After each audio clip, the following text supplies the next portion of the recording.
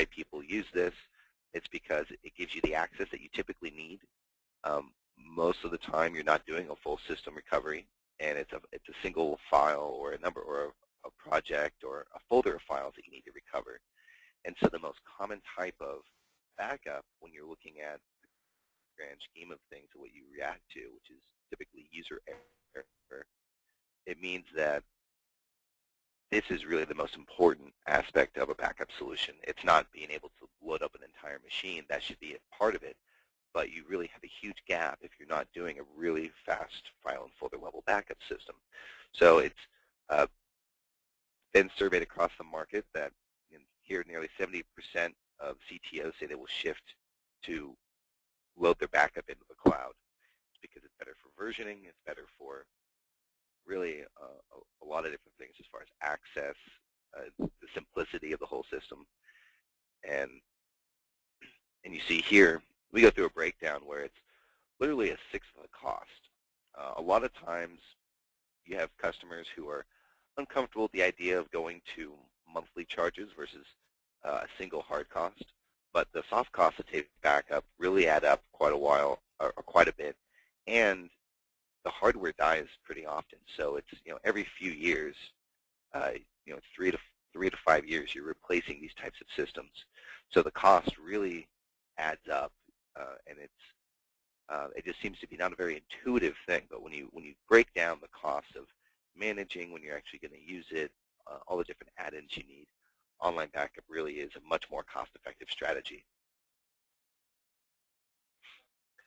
To go through, hardware backup and online backup again, hardware is going to be much bulkier in its deployment.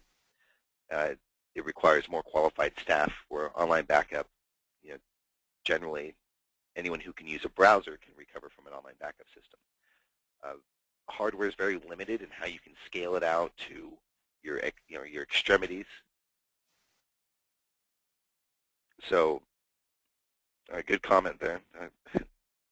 Hardware backup is great for the extremities. All right, it's not great for the extremities because you can't just cut hardware in half and then push it to somebody, and if they're going to travel or whatever it is. But it also takes somebody not only qualified but responsible enough to manage. Really, it's the management of these things are really pretty difficult. I got a good comment on here. It says because online backup does nothing for bare metal restore. Yeah, and exactly that. So again, this isn't a discussion of replacing. No, and that's a unique part of the market. Is most people are familiar with one backup solution being introduced, meaning you're pushing out the old one. That's not at all what this does. We're just now at a point where we have viable complementary services in place. So if you have good managed services in place as far as hardware monitoring and management services like IT Control Suite or the freeware SpiceWorks, and you have alerts that tell you when your hardware is going to die, you have good hardware management services in place as far as tech refresh plans. So if you make sure that your clients don't have hardware that's out of warranty, because 85 to 90% of all hardware failure is going to happen when machines are out of warranty. So a really easy way to prevent the need for a bare metal recovery is to just have a good tech refresh plan. And even for your small offices, if it's not refreshing the whole machine, usually all you need to do is refresh the drives. So even just replacing the hard drives is a very cheap way to have a good hardware refresh plan in place. And that's really what managed services is all about. It's about uptime. So these are definitely complementary services. By no means do you not have a bare metal recovery option just because you have a good file and folder in place.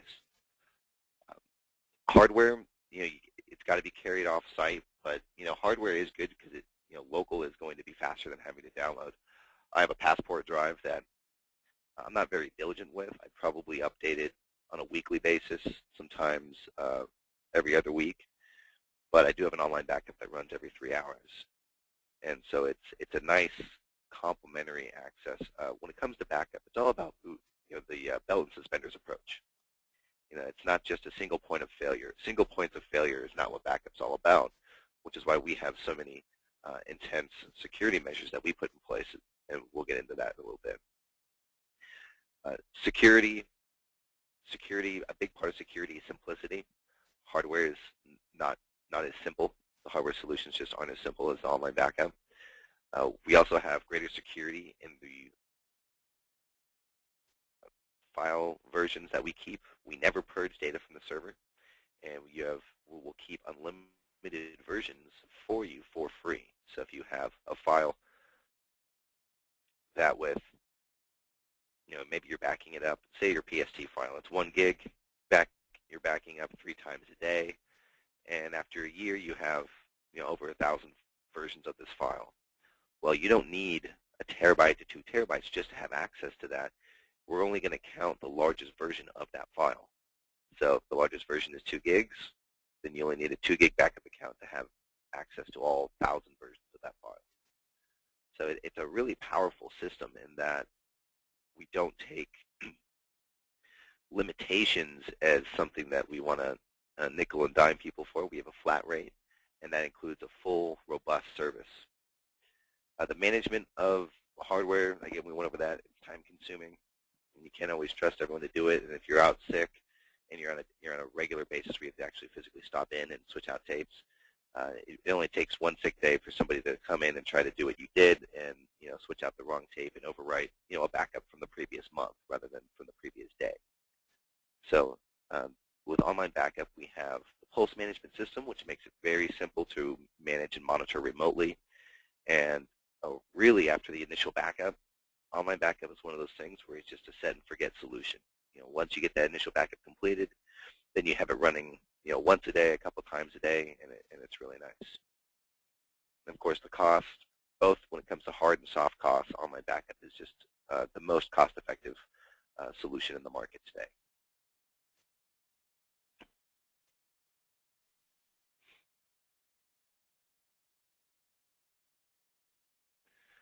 So again, just kind of what we talked about, the online backup market is really growing pretty rapidly. In the last year, it has become very commoditized in the consumer market due to large marketing efforts from the big consumer players, Carbonite and Mozy. So you hear their ads on the radio and all that information. So online backup is really growing quite rapidly, and now we're seeing the growth not just continue in the consumer market, but what's more appealing to you, our partners, is the managed backup solution market is really jumping dramatically. So we're actually riding the coattails of managed solutions. So managed services is based on creating standard service packages.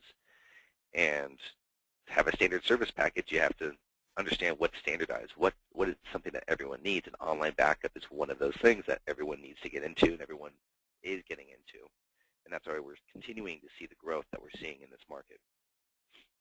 A good question here, any reason why online backup companies do not offer an image solution coupled with file by file? That's a good question. So there are a couple reasons for this. So one, online backup is not a very new idea. Been around for over 10 years. We were founded 10 years ago. So online backup, the reason we've seen the growth so dramatically in the last few years is because it's become newly viable when it comes to the infrastructure that's available to customers and also the cost of storage and bandwidth and the infrastructure for the provider, so for SOS. And being able to pass those savings on. So previously, it's kind of like the managed service market is growing for the same reason. Managed services were typically only available with full-time IT staff or on-site IT staff. Too expensive. All the services that you could do that allowed for remote monitoring and management, usually very expensive hardware-based systems, still can't get into that small business market. Well, now that software's improved, the cost of bandwidth and the infrastructure's increased. Now we can have managed services and online backup that's affordable. So why we're not getting into image-based backup? Well, it really takes a look at putting together a true risk registry of, what do you have to worry about as a business when it comes to data loss? What are the big factors? One of the most damaging factors is hardware failure. hardware failure, you're losing an entire system, you have downtime. There's a study that was done by HP and SCORE called Impact of Disaster that you can look up. It's a free publication. And they found that nearly 40% of all the damages they recorded from data loss were due to hardware failure. But like we talked about earlier, with good managed services in place as far as good monitoring tools, good tech refresh plan, you can literally eliminate hardware failure as a risk. So in any risk registry, you identify the issue. Dave gets sick. What happens if Dave is sick in the office? What's the downtime? Who's going to replace him? When you list out a possible risk, no matter how small or big, you give it a value between 0 and 1 in the damage per instance of this happening. And then you give it a second value between 0 and 1 between the frequency and how you expect this to happen. You multiply those together and you get your risk value. And standard operating procedure for project management is when you're doing your risk, anything over 0.1 after the multiplier, you would then put together either preventative plans, and if not preventative, then how do you manage to those issues? So do you accept the risk? How do you mitigate the risk? Hardware failure is what you would typically run into if you need full bare metal recovery. For users, typically you're not, or for servers, you're typically not ever booting from an image. And if you are, well, you should have that in place, certainly. So the online backup, the reason that we don't offer the image-based solution, and we actually will have a similar solution available at the end of this calendar year, is because of bandwidth and because of when you're actually going to use it. So,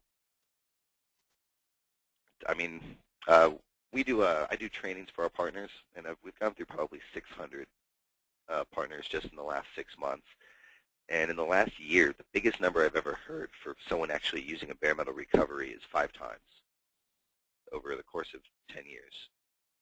I myself have never used a bare metal recovery. I usually just pull the data off, do a clean system reinstall, reboot, and go. I actually prefer VM solutions nowadays. VM solutions are definitely the way to go. Get a VM that ready image on site. That way you stop your downtime ticker if a server goes down. You can just boot that up and everyone work from there. Meanwhile, you get good time to then put a proper updated system in place.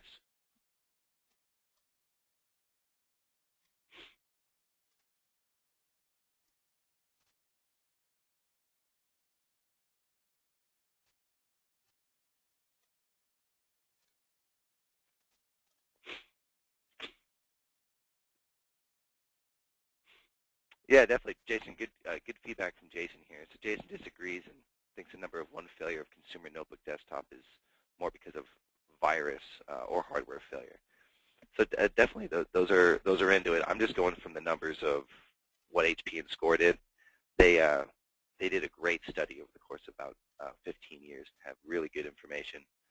But definitely, this isn't to say that that's not needed. It's to say that what's needed more often is not a bare metal. And that's how you evaluate the budget. If you have one budget for online backup, how do you divide up the budget between the different strategies in backup? Because there are multiple strategies. And that's the way to properly put together a solution, is to look at the risk registry. What do I have to worry about in backup? And how can I prevent these things? If I can't prevent it, how do I mitigate it? If you can't mitigate it, do you just accept it? So now let's get into online backup and our system. So online backup, we have protect, access, share, and manage. So protect, backing up your data. Access, being able to recover it from either client software or from the web portal. You can share